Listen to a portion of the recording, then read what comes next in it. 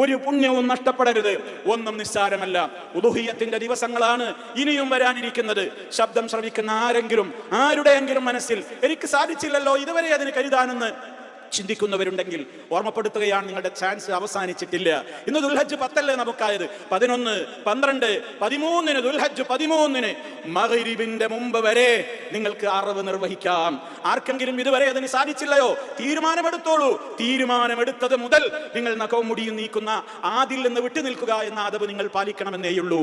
നിങ്ങൾക്ക് ഇനിയും അതിന് അവസരങ്ങളുണ്ട്. റഹ്മാനായ റബ്ബിന്റെ അവനെ വാഴ്ത്തിക്കൊണ്ട് അവന്റെ പേരിൽ മാത്രമുള്ള അറിവുകൾ ലോകത്ത് കുറഞ്ഞു വരുമ്പോ വിശ്വാസികളെ നമ്മൾ അതിനുള്ള കാര്യങ്ങളെ സംബന്ധിച്ച് കൃത്യമായി തന്നെ ബോധവാന്മാരാകേണ്ടതുണ്ട്. ഒരു നന്മയും ചെറുതല്ല, ഒരു നന്മയെയും അവഗണിക്കരുത്. കിട്ടുന്ന അവസരങ്ങൾ ഇനി നമുക്ക് കിട്ടിക്കൊള്ളണമെന്നില്ല. അതിനൊരു ചാൻസിന് ഇനി നമ്മുടെ ആയുസ് ബാക്കിയായിക്കൊള്ളണമെന്നില്ല.